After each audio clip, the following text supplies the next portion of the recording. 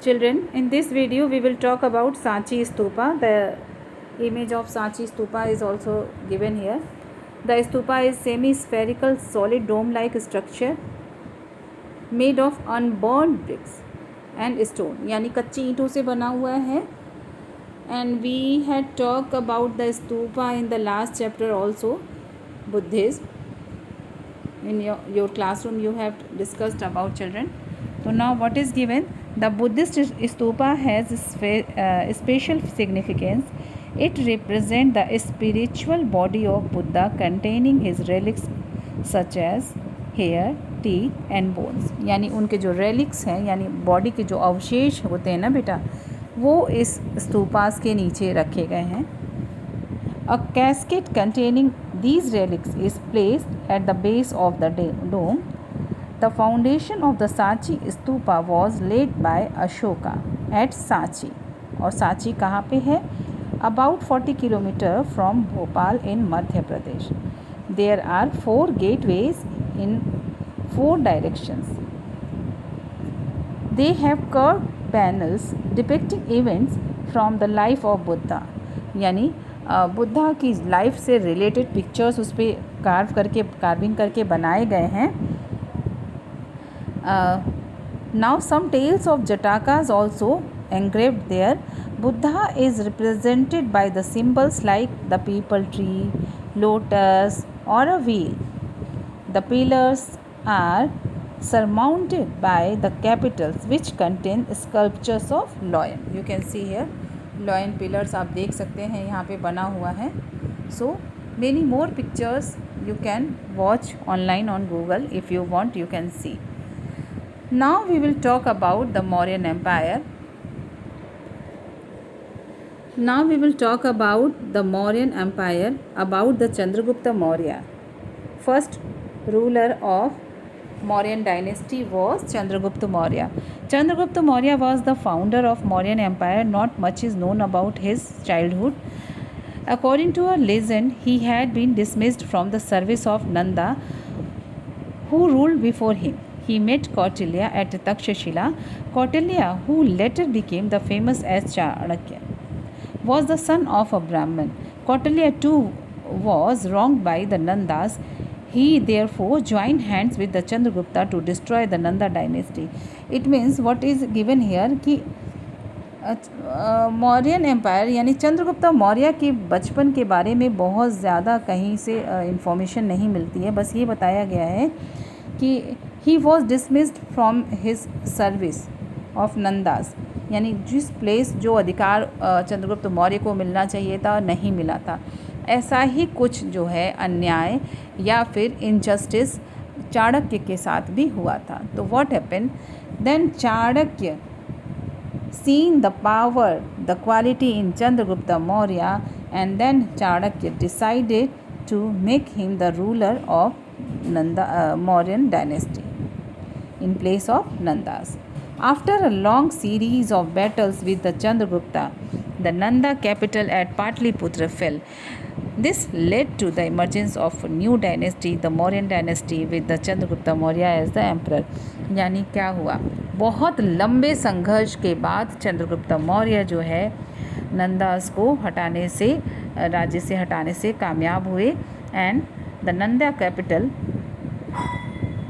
Eight Pataliputra fell. Then new dynasty started, that was Mauryan dynasty and started by Chandragupta. Alexander the Greek ruler had conquered many states in northwestern part of India. After his death, his territories in the Indian subcontinent were taken over by the Chandragupta Maurya. With the help of Chanakya, he embarked on the consolidation process of his empire. It means Chanakya was there with Chandragupta to guide him, to direct him. So what was there? उसने जो चाणक्य ने चंद्रगुप्ता मौर्य को अपने empire को मजबूत बनाने में पूरा योगदान दिया. एंड जो ग्रीक एम्पायर सेल्यूकस था उसका भी पूरा जो एरिया है चंद्रगुप्ता मौर्य के हाथ में आ गया. Now what happened afterward? In 305 BCE, India was again attacked by Seleucus. a former general under Alexander. Chandragupta defeated Seleucus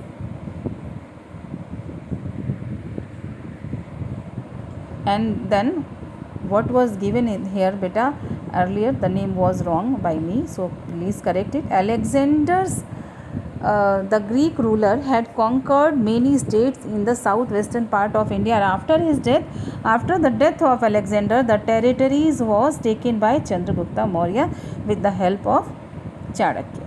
Now in 305 BC, India was again attacked by Seleucus. दोबारा से सेल्यूकस ने India पे attack किया. और Seleucus कौन था? Alexander का जो है फॉर्मर जनरल था. Now he was the ruler in place of Alexander. Chandragupta defeated Seleucus. According to the treaty signed with the Seleucus, Chandragupta got Kabul, Kandahar, Herat and Baluchistan from the Greek commander. Seleucus gave his daughter Helen in marriage to Chandragupta. यानी पहले जो है वैवाहिक संधि होती थी, marriage alliance होता था, उसमें क्या हुआ, सेल्यूकस ने अपनी बेटी हेलन का जो मैरिज है चंद्रगुप्ता से किया. And many of his estate given to Chandragupta. After this victory, Chandragupta appointed Pushyagupta as governor of his northwestern province, and he then proceeded to the south and captured some of the territories there. यानी धीरे धीरे करके क्या हो रहा था, चंद्रगुप्ता अपने empire को जो है वास्ट करते जा रहे थे, उसको कंसोलिडेट करते जा रहे थे. Chandragupta's empire extended from Kabul and Kandahar in the north to Mysore in the south, and from Bengal in the east to Saurashtra in the west. ये सारे नाम आप समझ सकते हैं बेटा. काबुल और कांधार अब अफगानिस्तान में है, and Mysore and you know very well Bengal also, and Saurashtra, that is Gujarat. According to the Jain tradition, after ruling for 24 years, he renounced the world. He handed over the kingdom to his son Bindusara. What happened? Yani, according to Jain tradition, after ruling for 24 years, he renounced the world. क्या किया उन्होंने? संसार को छोड़ दिया. He handed over the kingdom to his son Bindusara. Now we will talk about Bindusara, the successor of Chandragupta Maurya. The Greek historian Athenaeus calls him a slayer of foes. He conquered many parts of South India after defeating 16 rulers. So he was called who? Bindusara was called slayers of foes. During his rule, he faced a revolt in Takshashila. It was quelled by his second son Ashoka, who was the governor there. Bindusara maintained friendly relations with the rulers of Greece. Please underline the word, the slayer of foes, who was called Bindusara, and he conquered many parts of the South India, and he defeated 16 of the ruler. And during his rule, यानी अपने rule के समय में one revolt was there that was faced by Bindusara, and the revolt quelled by his own son Ashoka, who was the governor there. Bindusara maintained friendly relation with the ruler of Greece. Now it is not given very too much about the Bindusara. Now we will talk about the Ashoka. Ashoka succeeded to the throne after his father Bindusara's death, and ascending the throne, Ashoka took the title of Devanampriya, the beloved of the god. यानी देवनाम प्रिय, वो नाम जो ईश्वर को प्रिय है. And प्रिय the Rishi, that is जो देखने में सुंदर हो, the beautiful one. Please underline these two name. It can be repeated in the short answers. So it was given to Ashoka. You can see the picture, very beautiful picture is given here. Now we will talk about directly Kalinga War. After the ascending throne, Ashoka fought the famous Kalinga War. According to Megasthenes, the Greek historians at the court of Chandragupta Maurya, The ruler of Kalinga had a powerful army comprising infantry, cavalry, elephant. Ashoka faced tough resistance.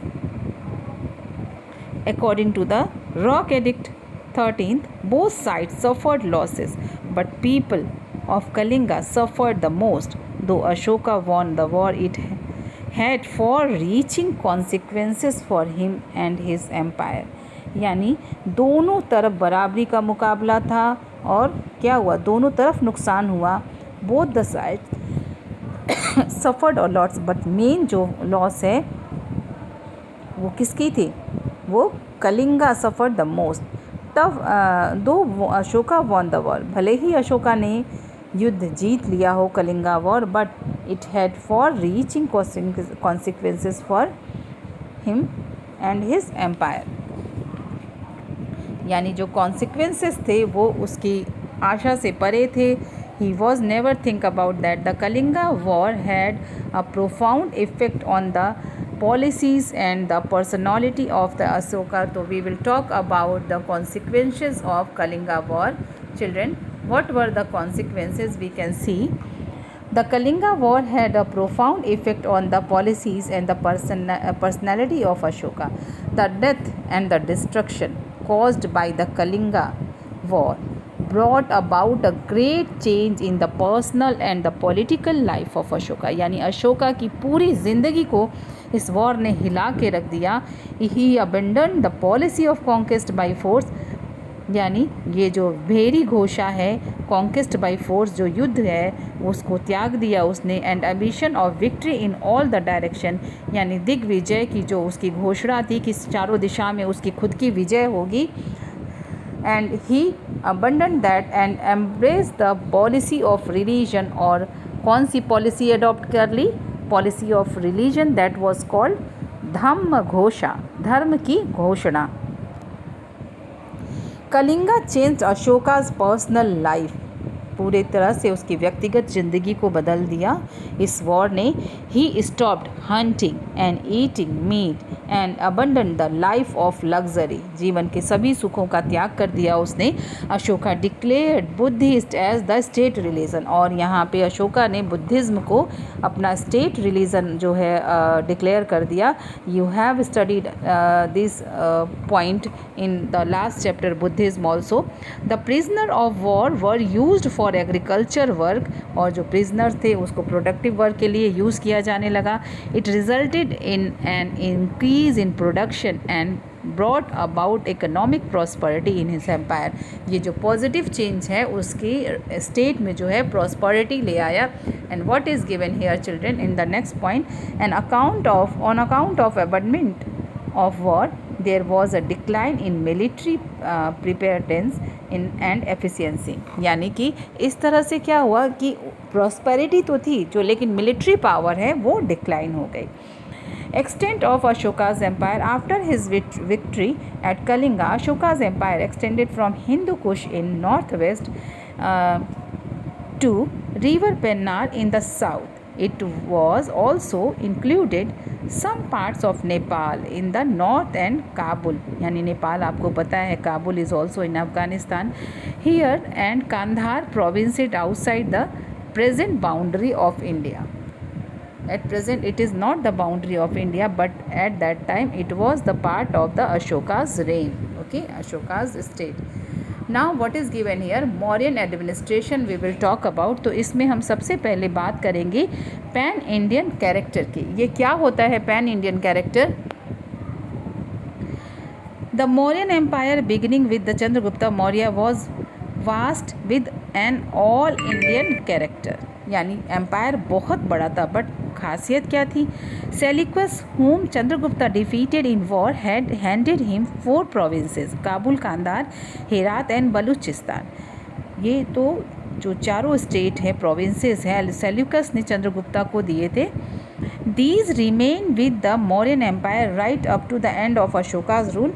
During Bindusara's rule Ashoka reached Takshashila and quelled the revolt there. After Bindusara has established